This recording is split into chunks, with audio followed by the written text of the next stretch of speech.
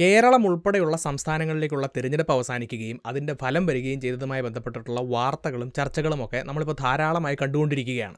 അപ്പോൾ സാധാരണ രീതിയിൽ ഇങ്ങനെയൊരു തെരഞ്ഞെടുപ്പ് നടന്ന് അതിൻ്റെ ഫലം വന്നു കഴിഞ്ഞാൽ കുറച്ച് ദിവസങ്ങൾക്കുള്ളിൽ തന്നെ പുതിയ മുഖ്യമന്ത്രിയും മന്ത്രിമാരുമൊക്കെ സത്യപ്രതിജ്ഞ ചെയ്ത് അധികാരത്തിലേറുകയും പുതിയ ഗവൺമെൻറ് നിലവിൽ വരികയും അവരുടെ പ്രവർത്തനങ്ങളുമായി മുന്നോട്ട് പോവുകയും ചെയ്യുന്നതാണ് നമ്മൾ സാധാരണ കാണുന്നത്. അപ്പോൾ പല സംസ്ഥാനങ്ങളിലും ഇത് നടക്കുന്നുണ്ടെങ്കിലും കേരളത്തിലും തമിഴ്നാട്ടിലും മുഖ്യമന്ത്രി, മന്ത്രിമാർ, പുതിയ ഗവൺമെൻറ്റിൻ്റെ രൂപീകരണം ഇതൊക്കെ ബന്ധപ്പെട്ടിട്ട് ചില തടസ്സങ്ങൾ നിലനിൽക്കുന്നത് നമുക്ക് കാണാം. ഇപ്പോൾ കേരളത്തിൻ്റെ കാര്യത്തിൽ വിജയിച്ചു വന്ന UDFന് അല്ലെങ്കിൽ കോൺഗ്രസ്സിന് മുഖ്യമന്ത്രി സ്ഥാനത്തേക്ക് ഒരാളെ കണ്ടെത്തുന്നതിന് വേണ്ടിയിട്ടുള്ള ചർച്ചകളും കാര്യങ്ങളും നടക്കുന്നത് കൊണ്ടുള്ള ചെറിയ തടസ്സങ്ങളാണുള്ളത്. എന്നാൽ തമിഴ്നാടിൻ്റെ കാര്യം നോക്കുകയാണെങ്കിൽ മുഖ്യമന്ത്രി എന്ന സ്ഥാനത്തേക്ക് വിജയിയെ പലരും മുന്നോട്ട് വയ്ക്കുന്നുണ്ടെങ്കിലും ഒരു ഗവൺമെൻറ് രൂപീകരിക്കുന്നതിനുള്ള വിജയുടെ അല്ലെങ്കിൽ ആ ഒരു പാർട്ടിയുടെ അവകാശവാദത്തെ അവിടുത്തെ ഗവർണർ തള്ളിക്കളയുന്നതുമായി ബന്ധപ്പെട്ടിട്ടാണ് ചില തടസ്സങ്ങൾ നേരിടുന്നത്. അപ്പോൾ ഈ അവസരത്തിൽ ചില പ്രധാനപ്പെട്ട ചോദ്യങ്ങൾ ഉയർന്നു വരികയാണ്.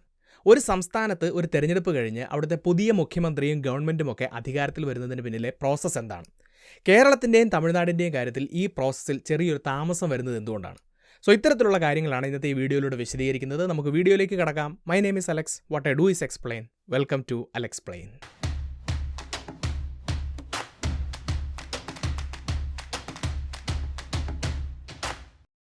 ഇപ്പോൾ ഇവിടുത്തെ ഒന്നാമത്തെ ചോദ്യം, ഒരു തെരഞ്ഞെടുപ്പിന് ശേഷം ഒരു സംസ്ഥാനത്തിൻ്റെ മുഖ്യമന്ത്രിയെ നിയമിക്കുന്നത് ആരാണ്?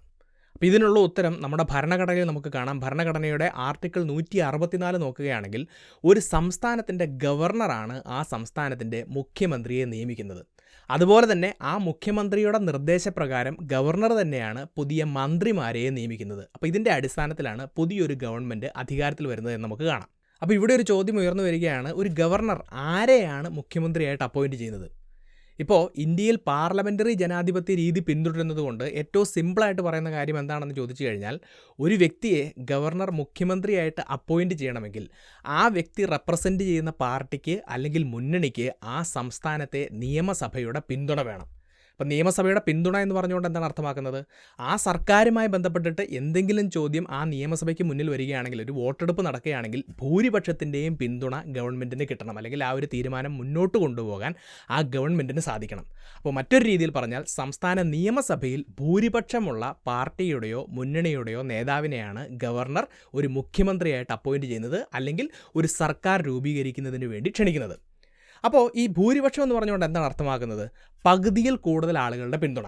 നമ്മൾ കേരള നിയമസഭ നോക്കുകയാണെങ്കിൽ 140 അംഗങ്ങളാണുള്ളത് എന്ന് കാണാം. 140ൻ്റെ പകുതി എന്ന് പറഞ്ഞു കഴിഞ്ഞാൽ 70 ആണ്. അപ്പോൾ പകുതിയിൽ കൂടുതൽ എന്ന് പറഞ്ഞു കഴിഞ്ഞാൽ 71 എന്ന് കാണാം. അപ്പോൾ കേരള നിയമസഭയെ സംബന്ധിച്ചിടത്തോളം 71 അതിൽ കൂടുതലോ സീറ്റുകളുള്ള പാർട്ടിയുടെയോ മുന്നണിയുടെയോ നേതാവിനെയാണ് മുഖ്യമന്ത്രിയായിട്ട് അപ്പോയിൻറ്റ് ചെയ്യുന്നത്. അവരാണ് പിന്നീട് സർക്കാർ രൂപീകരിക്കുന്നത് എന്ന് നമുക്ക് കാണാം. അപ്പോൾ ഒരു തെരഞ്ഞെടുപ്പിന് ശേഷം ഇതിൻ്റെ ഒരു പ്രോസസ്സ് എന്താണെന്ന് മനസ്സിലാക്കാൻ വേണ്ടി ശ്രമിക്കാം. ഇപ്പോൾ ഒരു തെരഞ്ഞെടുപ്പിന് ശേഷം ആദ്യം സംഭവിക്കുന്നത് ഏതെങ്കിലും ഒരു രാഷ്ട്രീയ പാർട്ടിക്ക് ഈ പറഞ്ഞിട്ടുള്ള ഭൂരിപക്ഷമോ അതിൽ കൂടുതലോ സീറ്റുകളുണ്ടോ എന്ന് നോക്കും. ഇനി ഏതെങ്കിലും ഒരു സിംഗിൾ പാർട്ടിക്ക് ഈ ഭൂരിപക്ഷത്തിൽ കൂടുതൽ സീറ്റുകളില്ല എങ്കിൽ ഏതെങ്കിലും ഒരു മുന്നണിക്ക്, അതായത് ഒന്നിലധികം പാർട്ടികൾ ഉൾക്കൊള്ളുന്ന ഒരു മുന്നണിക്ക് ഭൂരിപക്ഷമോ അതിൽ കൂടുതലോ സീറ്റുകളുണ്ടോ എന്ന് നോക്കും. അപ്പോൾ നമ്മൾ ഇന്ത്യയുടെ രാഷ്ട്രീയ സാഹചര്യം നോക്കുകയാണെങ്കിൽ ഇവിടെ ഒരു മൾട്ടി പാർട്ടി ഡെമോക്രസി ആയതുകൊണ്ട് തന്നെ ഏതെങ്കിലും ഒരു പാർട്ടിക്ക് ഭൂരിപക്ഷം കിട്ടുന്ന സാഹചര്യം വളരെ റെയറാണ്. സാധാരണയായിട്ട് മുന്നണികളുടെ ഭൂരിപക്ഷമാണ് നമ്മളെപ്പോഴും നോക്കുന്നത്. അപ്പോൾ ഈ രീതിയിൽ ഏതെങ്കിലും ഒരു പാർട്ടിക്കോ അല്ലെങ്കിൽ മുന്നണിക്കോ ഈ നിയമസഭയിൽ ഭൂരിപക്ഷം ഉണ്ടെന്ന് വിചാരിക്കാം. അങ്ങനെയുള്ള സാഹചര്യത്തിൽ അടുത്ത നടപടിയാണ് ഏറ്റവും പ്രധാനപ്പെട്ടതെന്ന് പറയുന്നത്, ഈ പാർട്ടി അല്ലെങ്കിൽ ഈ മുന്നണി അവരുടെ നിയമസഭാ കക്ഷി നേതാവിനെ തിരഞ്ഞെടുക്കുകയാണ്. നിയമസഭാ കക്ഷി നേതാവ് എന്ന് പറഞ്ഞു കഴിഞ്ഞാൽ ആ പാർട്ടി അല്ലെങ്കിൽ ആ ഒരു മുന്നണി നിയമസഭയിൽ എത്തുമ്പോൾ അവരെ നയിക്കുന്ന നേതാവ് എന്നാണ് അതിനർത്ഥം. ഇനി ഈ നേതാവാണ് ഗവർണറെ ചെന്ന് കണ്ട് തങ്ങളുടെ പാർട്ടിക്ക് അല്ലെങ്കിൽ തങ്ങളുടെ മുന്നണിക്ക് ഭൂരിപക്ഷമുണ്ട് എന്നും അതുകൊണ്ട് തങ്ങൾക്ക് ഗവൺമെൻറ് രൂപീകരിക്കാനുള്ള അവകാശമുണ്ട് എന്നുള്ള ഒരു അവകാശവാദം ഗവർണറുടെ മുന്നിൽ വെക്കുന്നത്. അപ്പോൾ ഗവർണർ ഈ ഒരു അവകാശവാദം പരിശോധിക്കുകയും അതിനകത്ത് ഗവർണർ തൃപ്തനാവുകയാണെങ്കിൽ അല്ലെങ്കിൽ സാറ്റിസ്ഫൈഡ് ആവുകയാണെങ്കിൽ ഈ വ്യക്തിയെ അല്ലെങ്കിൽ ഈ നിയമസഭാ കക്ഷി നേതാവിനെ ഗവൺമെൻറ് രൂപീകരിക്കുന്നതിന് ക്ഷണിക്കുകയും ചെയ്യും. അങ്ങനെ ഈ നിയമസഭാ കക്ഷി നേതാവ് പുതിയ മുഖ്യമന്ത്രിയായിട്ട് സത്യപ്രതിജ്ഞ ചെയ്ത് അധികാരത്തിലേറുന്നു. ഈ മുഖ്യമന്ത്രി സജസ്റ്റ് ചെയ്യുന്ന ആളുകളെ അല്ലെങ്കിൽ നിർദ്ദേശിക്കുന്ന ആളുകളെ ഗവർണർ മന്ത്രിമാരായിട്ട് അപ്പോയിൻറ്റ് ചെയ്യുന്നു. അവരും സത്യപ്രതിജ്ഞ ചെയ്ത് അധികാരത്തിലേറുന്നു.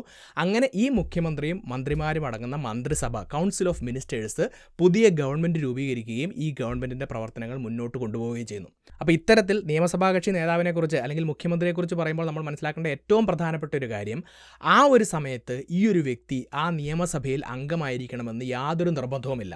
അതായത് ഒരു തെരഞ്ഞെടുപ്പിന് ശേഷം MLA അല്ലാത്ത ഒരാൾക്കും മുഖ്യമന്ത്രിയായിട്ട് സത്യപ്രതിജ്ഞ ചെയ്ത് അധികാരത്തിലേറാൻ വേണ്ടി സാധിക്കും. പക്ഷേ നമ്മുടെ ഭരണഘടനയിൽ ഒരു കാര്യം വ്യക്തമായി പറഞ്ഞിട്ടുണ്ട്, ഈ ഒരു വ്യക്തി വരുന്ന 6 മാസത്തിനുള്ളിൽ ആ നിയമസഭയിലെ അംഗമായി മാറിയിരിക്കണം, ഇല്ലാത്ത പക്ഷം അദ്ദേഹത്തിന് ഈ മന്ത്രിസ്ഥാനം നഷ്ടപ്പെടും. അപ്പോൾ കേരളത്തിൻ്റെ നിലവിലെ സാഹചര്യത്തിൽ ഈ പ്രോസസ്സിൽ എവിടെയാണ് തടസ്സം നേരിടുന്നത് എന്ന് ഇപ്പോൾ നിങ്ങൾക്ക് മനസ്സിലായിട്ടുണ്ടാവും. UDF എന്ന് പറഞ്ഞിട്ടുള്ള മുന്നണിക്ക് 102 സീറ്റുകളുണ്ട്. അതുകൊണ്ട് തന്നെ അവരായിരിക്കും സർക്കാർ രൂപീകരിക്കുന്നത്. എന്നാൽ അവർക്ക് അല്ലെങ്കിൽ അതിലെ പ്രധാനപ്പെട്ട പാർട്ടിയായിട്ടുള്ള കോൺഗ്രസ്സിന് അവരുടെ നിയമസഭാ കക്ഷി നേതാവിലേക്ക് എത്താൻ വേണ്ടി സാധിച്ചിട്ടില്ല. അപ്പോൾ അതുമായി ബന്ധപ്പെട്ടുള്ള ചർച്ചകളും കാര്യങ്ങളും നടന്നുകൊണ്ടിരിക്കുകയാണ്. ആ ചർച്ചകൾ അവസാനിച്ചു കഴിഞ്ഞാൽ നിയമസഭാ കക്ഷി നേതാവിനെ അവർ തിരഞ്ഞെടുക്കുകയും അദ്ദേഹത്തിൻ്റെ നേതൃത്വത്തിൽ പുതിയൊരു ഗവൺമെൻറ് അധികാരത്തിൽ വരികയും ചെയ്യും. അപ്പോൾ ഇതിൻ്റെ ഭാഗമായിട്ടുള്ളൊരു ചോദ്യം ഞാൻ നിങ്ങൾക്ക് മുന്നിൽ വെക്കുകയാണ്. UDFിൽ അല്ലെങ്കിൽ കോൺഗ്രസ്സിലെ ചർച്ചകൾക്ക് ശേഷം അവരുടെ നിയമസഭാ കക്ഷി നേതാവായി അവരാരെയായിരിക്കും തിരഞ്ഞെടുക്കുക, അല്ലെങ്കിൽ കേരളത്തിൻ്റെ പുതിയ മുഖ്യമന്ത്രിയായി അവരാരെയായിരിക്കും തിരഞ്ഞെടുക്കുക? നിങ്ങളുടെ ഉത്തരം അതുപോലെ തന്നെ നിങ്ങളുടെ അഭിപ്രായം കമൻറ്റ് ബോക്സിൽ എഴുതാൻ വേണ്ടിയിട്ടും ശ്രദ്ധിക്കുക. അപ്പോൾ കേരളത്തിൻ്റെ തടസ്സം എന്താണെന്ന് നമുക്ക് മനസ്സിലായി. ഇനി നമുക്ക് തമിഴ്നാടിൻ്റെ കാര്യം എന്താണെന്ന് നോക്കാം. അപ്പോൾ അവിടെ നോക്കുകയാണെങ്കിൽ അവിടെ ഏറ്റവും പ്രധാനപ്പെട്ട പൊളിറ്റിക്കൽ പാർട്ടിയായിട്ട് തെരഞ്ഞെടുപ്പിന് ശേഷം ഉയർന്നു വന്നിരിക്കുന്നത് TVK എന്ന് പറഞ്ഞിട്ടുള്ള പാർട്ടിയാണ്. അവരുടെ നേതാവായിട്ടുള്ള തമിഴ് ചലച്ചിത്ര താരമായിട്ടുള്ള വിജയ് അവരുടെ നിയമസഭാ കക്ഷി നേതാവായി ഓൾറെഡി തിരഞ്ഞെടുക്കപ്പെട്ട് കഴിഞ്ഞു. ഗവൺമെൻറ് രൂപീകരിക്കുന്നതുമായി ബന്ധപ്പെട്ടുള്ള അവകാശവാദം അവിടുത്തെ ഗവർണറുടെ മുന്നിൽ അവർ വെക്കുകയും ചെയ്തു. എന്നാൽ ഗവർണർ ഇവരുടെ അവകാശവാദത്തിൽ തൃപ്തനല്ല. അതിൻ്റെ ഭാഗമായിട്ടുള്ള തടസ്സങ്ങളാണ്, താമസങ്ങളാണ് ഇപ്പോൾ തമിഴ്നാട്ടിൽ നേരിട്ടുകൊണ്ടിരിക്കുന്നത്. അപ്പോൾ എന്തുകൊണ്ടാണ് ഇവിടെ ഗവർണർ തൃപ്തനാവാത്തത്? അതിൻ്റെ ഏറ്റവും പ്രധാനപ്പെട്ട കാരണം ഇവിടെ ബേസിക്കായിട്ട് ഞാൻ പറഞ്ഞ കാര്യം തന്നെയാണ്. ഈ പാർട്ടിക്കോ അല്ലെങ്കിൽ ഈ മുന്നണിക്കോ ഭൂരിപക്ഷത്തിലേക്ക് എത്താൻ സാധിച്ചിട്ടില്ല. ഇപ്പോൾ തമിഴ്നാടിൻ്റെ കാര്യം നോക്കുകയാണെങ്കിൽ അവിടുത്തെ നിയമസഭയിൽ 234 സീറ്റുകളാണുള്ളത്. അവിടുത്തെ ഭൂരിപക്ഷം എന്ന് പറയുന്നത് 118 അതിൽ കൂടുതലോ സീറ്റുകളാണ്. എന്നാൽ TVK എന്ന് പറഞ്ഞിട്ടുള്ള പാർട്ടിക്ക് കേവലം 108 സീറ്റുകൾ മാത്രമേ ഉള്ളൂ. അപ്പോൾ ഭൂരിപക്ഷത്തിൻ്റേതായിട്ടുള്ളൊരു പ്രശ്നമുണ്ട് എന്നുള്ളത് മനസ്സിലാക്കാം. അപ്പം ഞാൻ നേരത്തെ പറഞ്ഞ പ്രോസസ്സിലൊരു പ്രശ്നമുണ്ട്. ഏതെങ്കിലും ഒരു മുന്നണിക്കോ പാർട്ടിക്കോ കൃത്യമായിട്ടുള്ള ഭൂരിപക്ഷം കിട്ടുന്നതിനെക്കുറിച്ചാണ് പറയുന്നത്. എന്നാൽ ചില സമയത്ത് ഒരു മുന്നണിക്കും ഒരു പാർട്ടിക്കും കൃത്യമായിട്ടുള്ള ഭൂരിപക്ഷം കിട്ടുകയില്ല. ഇതിനെയാണ് നമ്മൾ ഹങ് അസംബ്ലി അല്ലെങ്കിൽ തൂക്ക് സഭ എന്ന് പറയുന്നത്. അപ്പോൾ തമിഴ്നാട്ടിൽ ഒരു തൂക്ക് സഭയാണ് ഇപ്പോൾ വന്നിരിക്കുന്നത് എന്ന് കാണാം. അപ്പോൾ ഇങ്ങനൊരവസരത്തിൽ പിന്തുടരുന്ന നടപടികൾ അല്ലെങ്കിൽ പ്രൊസീജിയറുകൾ എന്തൊക്കെയാണെന്ന് നോക്കാം. അപ്പോൾ ഇവിടെ ഏറ്റവും പ്രധാനപ്പെട്ട ഒരു തീരുമാനമെടുക്കേണ്ടത് അതത് സംസ്ഥാനങ്ങളിലെ ഗവർണർമാരാണ് എന്ന് കാണാം. ഗവർണർമാർക്ക് അവരുടെ ഡിസ്ക്രിഷണറി പവർ, അവരുടെ വിവേചന അധികാരം ഉപയോഗിച്ചുകൊണ്ട് ഒരാളെ മുഖ്യമന്ത്രിയായിട്ട് അപ്പോയിൻറ്റ് ചെയ്യാൻ വേണ്ടിയിട്ട് സാധിക്കും. അപ്പോൾ ഇവിടെ ഗവർണറുടെ വിവേചന അധികാരം എന്ന് പറയുന്നുണ്ടെങ്കിലും ഗവർണർക്ക് വ്യക്തിപരമായിട്ട് തീരുമാനമെടുക്കാനൊന്നും സാധിക്കുകയില്ല.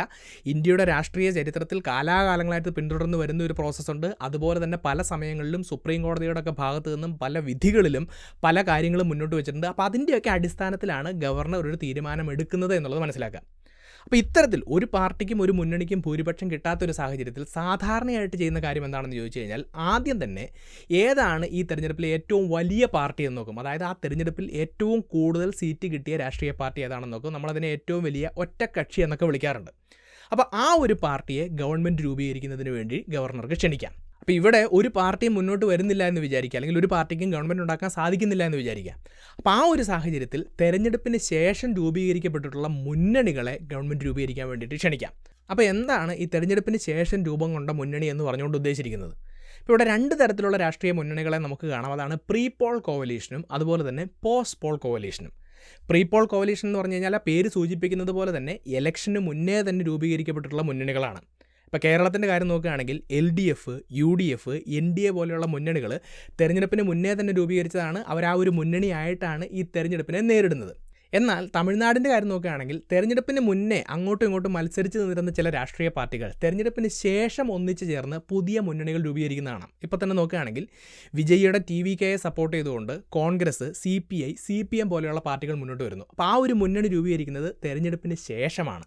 അപ്പോൾ ഇത്തരത്തിലുള്ള പോസ്റ്റ് പോൾ കോവലീഷനുകൾ തെരഞ്ഞെടുപ്പിന് ശേഷം രൂപീകരിക്കപ്പെട്ടിട്ടുള്ള മുന്നണികൾ കൂടി ചേർന്നുകൊണ്ട് ഭൂരിപക്ഷം ഉണ്ടാക്കാൻ ശ്രമിക്കുകയും അവരെ വേണമെങ്കിൽ അല്ലെങ്കിൽ അവരുടെ നേതാവിനെ വേണമെങ്കിൽ ഗവർണർക്ക് ഈ ഗവൺമെൻറ് രൂപീകരിക്കുന്നതിന് വേണ്ടി ക്ഷണിക്കാൻ സാധിക്കുകയും ചെയ്യുന്നതാണ്. ഇനി ഇതോടൊപ്പം ഇവിടെ മനസ്സിലാക്കേണ്ട മറ്റൊരു പ്രധാനപ്പെട്ട കാര്യം, ഈ രീതിയിൽ ഏറ്റവും വലിയ രാഷ്ട്രീയ പാർട്ടിയോ അല്ലെങ്കിൽ ഒരു പോസ്റ്റ് പോൾ കോവലീഷനോ ഒരു ഗവൺമെൻറ് രൂപീകരിക്കുകയാണെങ്കിൽ ഇത്തരത്തിലൊരു ഗവൺമെൻറ് രൂപീകരിച്ചതിന് ശേഷം നിയമസഭയിൽ അവരവരുടെ ഭൂരിപക്ഷം തെളിയിക്കണം. ഇതിനെയാണ് ഒരു ഫ്ലോർ ടെസ്റ്റ് അല്ലെങ്കിൽ ഒരു കോൺഫിഡൻസ് വോട്ടിങ് അല്ലെങ്കിൽ ഒരു വിശ്വാസ വോട്ടെടുപ്പ് എന്ന് പറയുന്നത്. അപ്പോൾ ഇവിടെ എന്താണ് സംഭവിക്കുന്നതെന്ന് ചോദിച്ചു കഴിഞ്ഞാൽ പുതിയ നിയമസഭ നിലവിൽ വന്നതിന് ശേഷം കുറച്ച് ദിവസങ്ങൾക്കുള്ളിൽ ഒരു കോൺഫിഡൻസ് മോഷൻ മുന്നോട്ട് വെക്കും. അതിൻ്റെ ഭാഗമായിട്ട് ഒരു വോട്ടെടുപ്പ് നടക്കും. ആ വോട്ടെടുപ്പിൽ ഗവൺമെൻറ്റിനെ അനുകൂലിച്ചുകൊണ്ട് കൂടുതൽ ആളുകൾ വോട്ട് ചെയ്യണം. ആ മോഷൻ അല്ലെങ്കിൽ ആ ഒരു പ്രമേയം പരാജയപ്പെടുകയാണെങ്കിൽ ആ ഗവൺമെൻറ് റിസൈൻ ചെയ്ത് രാജിവെച്ച് പുറത്തു പോകേണ്ടതായിട്ട് വരും. അപ്പോൾ തമിഴ്നാടിൻ്റെ സാഹചര്യത്തിൽ ഒരു പുതിയ ഗവൺമെൻറ് രൂപീകരിക്കുന്നതുമായി ബന്ധപ്പെട്ടിട്ടുള്ള ഈ പ്രോസസ്സിൽ എവിടെയാണ് തടസ്സം വന്നിരിക്കുന്നത് എന്ന് ഇപ്പോൾ നിങ്ങൾക്ക് മനസ്സിലായിട്ടുണ്ടാവും.